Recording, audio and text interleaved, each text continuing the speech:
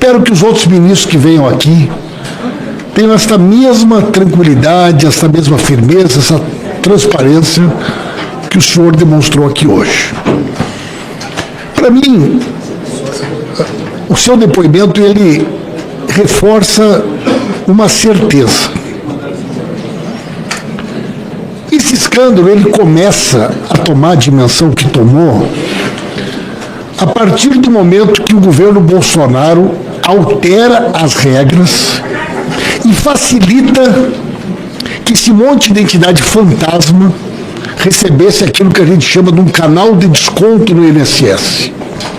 Quando é que começou a explodir as denúncias?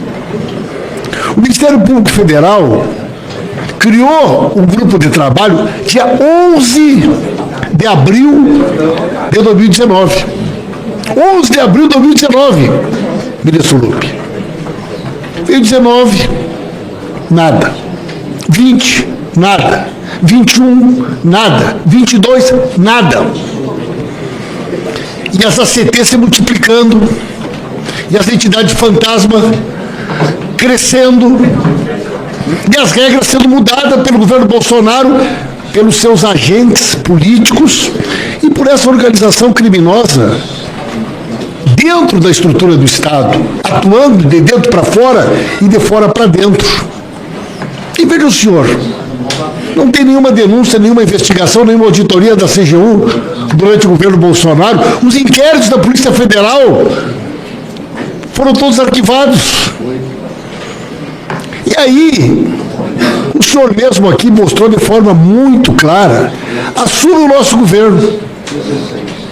Naturalmente, de uma forma republicana, manteve vários servidores de carreira, todos eles, com excelente currículo, que eram funções de chefia do governo anterior. Como é que a gente ia imaginar que essa gente fazia parte do bando criminoso que assaltou o INSS? Ninguém podia imaginar. Ninguém podia imaginar que o governo Bolsonaro tinha botado os bandidos para cuidar de uma coisa estratégica, para montar uma engenharia criminosa para roubar os aposentados e aposentadas. Foi isso que o governo Bolsonaro fez. Tanto é que quando perguntam aqui para o senhor hoje, mas o fulano foi nomeado pelo Bolsonaro, mas o ciclano, todos os nomes que foram perguntados aqui, os principais suspeitos de terem organizado essa trama criminosa, foram nomeados por quem? Pelo governo Bolsonaro. Foi durante o governo Bolsonaro que afrouxaram as regras de fiscalização. E vejam bem, prezado ministro, há uma relação direta entre as entidades fantasmas que ganharam a CT durante o governo Bolsonaro, o aumento das reclamações e a explosão dos descontos. Agora, o que a oposição não diz é que com a explosão dos descontos, nós desde 2023 agimos, e por isso essa quantidade enorme de descontos que foram suspensos. Por que foram suspensos? Por ação do nosso governo. Ao mesmo tempo que eles montaram o esquema criminoso, a engenharia criminosa em 22, que permitiu a explosão, na mesma proporção nós fomos impedindo que esses descontos acontecessem. E quando é que teve uma operação de verdade? Quando que a Polícia Federal investigou? Quando que a CGU investigou? Em que governo? No governo do presidente Lula.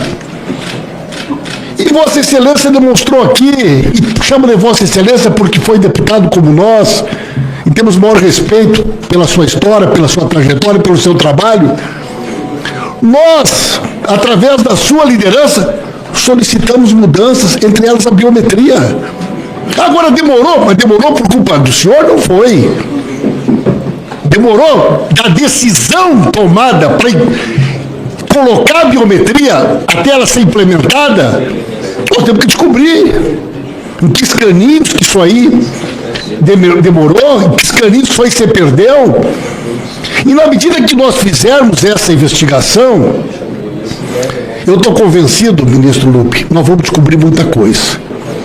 Quando a gente conseguir descobrir quem são os padrinhos políticos dessas entidades fantasmas que ganharam as ACTs do governo Bolsonaro. Quem são os agentes políticos que atuaram para afrouxar as regras, para acabar com a necessidade do cidadão ter que autorizar o próprio desconto? Quem é que promoveu as mudançs para permitir que o desconto passasse a ser eterno? Porque no final de 2022, eles fizeram, numa medida provisória, uma emenda que foi sancionada pelo Bolsonaro, que disse, olha, a partir de agora o desconto é eterno. Não há mais a necessidade de renovação. E por isso que em 2023 e 2024 as coisas explodiram.